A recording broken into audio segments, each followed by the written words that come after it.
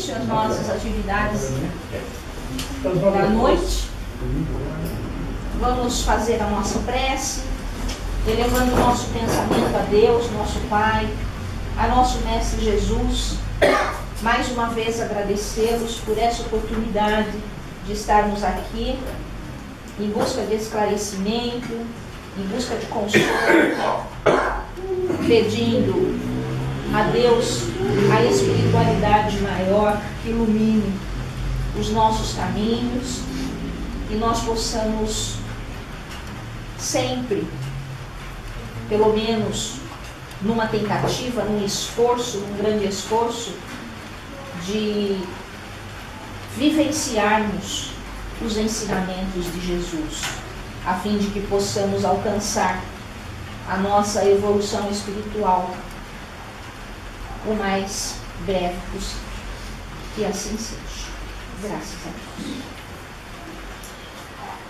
No capítulo 8 do Evangelho segundo o Espiritismo, ele trata de uma das bem-aventuranças de Jesus. Bem-aventurados os puros de coração. E é do nosso conhecimento que quando Jesus ele fazia suas pregações, ele usava de uma linguagem expressiva, cheia de exemplos, de comparações.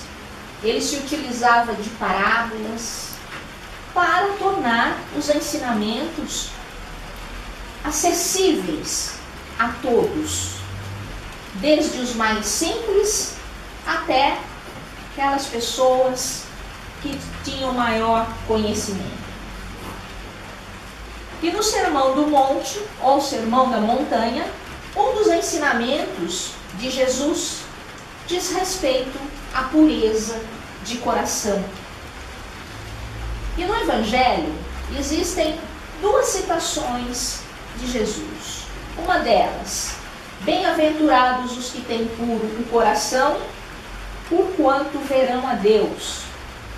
E uma outra citação foi quando apresentaram-lhe algumas crianças, a fim de que Jesus as tocasse, e como seus discípulos afastassem aquelas crianças com palavras rudes, Jesus ficou então zangado e disse: deixai que venham a mim as criancinhas, e não as impeçais, porquanto o reino dos céus é para os que se lhes assemelham. Digo-vos em verdade, aquele que não receber o reino de Deus como uma criança, nele não entrará. E depois de abraçá-las, abençoou-as, impondo-lhes as mãos. Bem, disse Jesus: bem-aventurados os puros de coração. O que significa puro?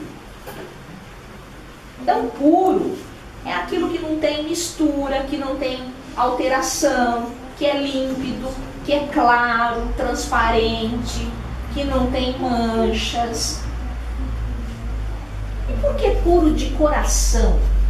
Porque o coração, ele é o motor da nossa vivência.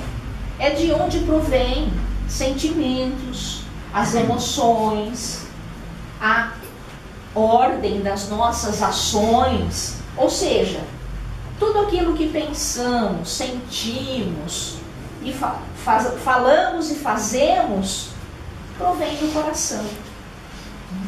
E aí Jesus coloca a criança nos seus ensinamentos, em várias citações do Evangelho. Por que a criança? Porque a criança é símbolo de inocência, de simplicidade, espontaneidade. A criança é o símbolo de pureza. Ela tem no corpo físico a fragilidade, a meiguice, a inocência, que dão oportunidade de aprendizado. Então são crianças no corpo físico, mas são espíritos com muitas vivências. E a criança, Além de tudo, ela não é maliciosa, ela não vê maldade no comportamento alheio, ela não guarda mágoas, ela desconhece a hipocrisia e é capaz de relacionar-se com qualquer pessoa, independente de cor, raça, nacionalidade, religião. E o que nos auxilia a entender essa situação infantil é o esquecimento do passado. Porque pouco a pouco esse espírito vai recobrando o seu verdadeiro estado emocional e intelectual. E é nesta fase que se pode reformar o seu caráter e reprimir as suas más tendências. E foi este o dever que Deus impôs aos pais, como uma missão sagrada de que terão que dar contas, como nos diz no Livro dos Espíritos. A importância do estado infantil é proporcionar ao espírito um recomeço, com novas informações educativas para o seu progresso moral e intelectual. Portanto, a pureza de coração deve ser o principal objetivo daquele que quer se elevar espiritualmente.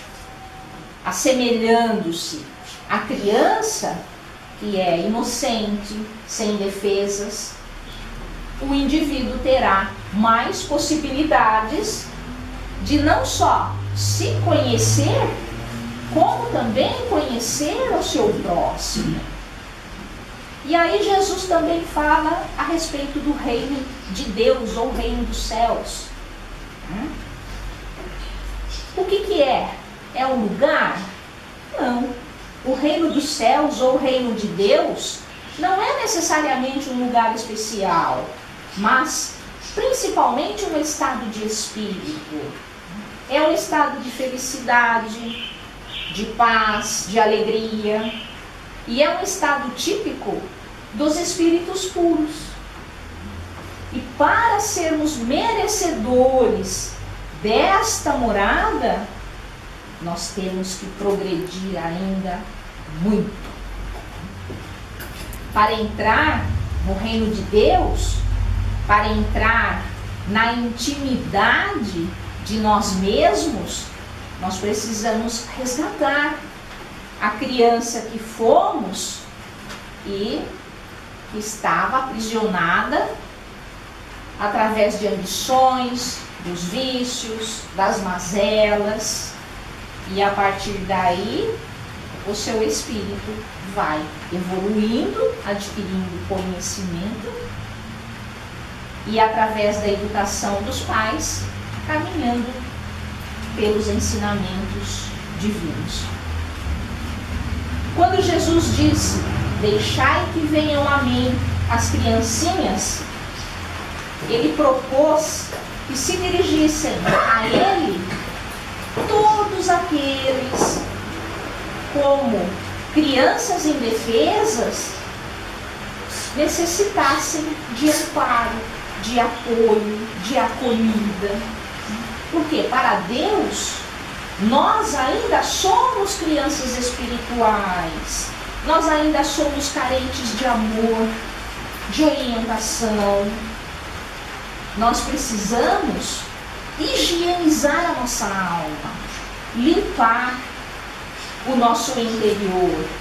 E para isso, nós temos que mudar de atitudes, nós temos que mudar de hábitos. De que maneira? Não sendo agressivo, não sendo egoísta, não falar mal das pessoas, provocando muitas vezes determinadas confusões, não ficarmos irritados, impacientes. É difícil, é muito difícil, mas tudo isso são características de uma alma que ainda possui o coração puro ou limpo. Então nós ainda temos muito a evoluir. Aquele que pensa em fazer o mal e não o realiza, é a mesma coisa que ele tivesse feito mal. Por quê? Porque quando nós pensamos, na nossa mente, nós já materializamos aquele ato. Nós não materializamos da forma objetiva, mas nós materializamos em pensamento. E essas pessoas têm impurezas na alma, mesmo sem praticar. Basta a intenção, né? Quer dizer, ele tem a intenção, e isso pode levá-lo a fazer, a praticar. Por isso, nós devemos conter os pensamentos, transformá-los em intenção através dos bons pensamentos e ações. Então, se eu penso em brigar com alguém, se nós estivermos assim muito irritados com alguma pessoa, né, e na nossa mente só vem coisas negativas, nós temos que mudar a direção dos nossos pensamentos, procurando perdoar, procurando desculpar, procurando ser amigo do ofensor. É aquele, se nós amarrarmos cada ensinamento, nós iremos chegar naquele, né, onde Jesus diz que nós devemos caminhar, perdoar o inimigo enquanto estivermos a caminho com ele. O apóstolo Paulo, ele diz: o bem que eu quero, não faço. O mal que não desejo, esse eu faço. Então, tudo isso é conquista do coração. A pureza do coração é algo a ser conquistado, praticado, com bastante esforços, boa vontade. Orai e vigiai, vigiai e orai, disse Jesus. É a vigilância das nossas atitudes, dos nossos pensamentos. Jesus, com esse ensinamento, ele nos chama à renovação de nossos sentimentos, para a nossa própria iluminação interior. E baseados nas virtudes representadas simbolicamente através das crianças. Ou seja, através da simplicidade, da humildade, da sinceridade que a criança de bons sentimentos possui. É imprescindível formarmos bons hábitos em todos os sentidos para a nossa reforma espiritual, buscando vivenciar a cada momento a bondade, a gentileza, a amizade, e retirar do nosso convívio todo tipo de preconceito, todo tipo de mágoa. Preconceito seja em todos os sentidos. Aceitar as pessoas com seus defeitos, ajudando-as através do Evangelho, do conhecimento que nós já possuímos.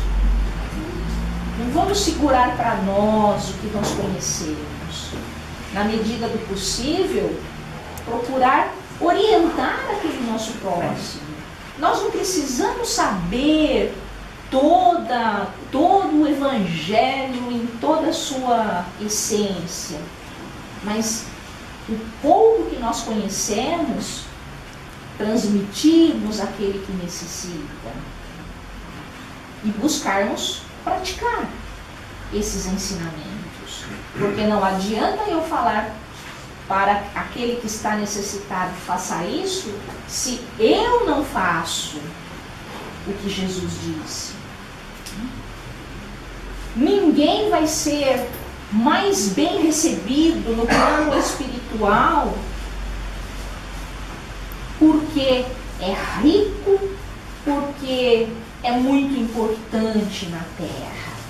Pelo contrário, o lugar que nós alcançarmos no plano espiritual vai ser de acordo com o bem, a caridade e o amor que nós espalharmos sobre a terra.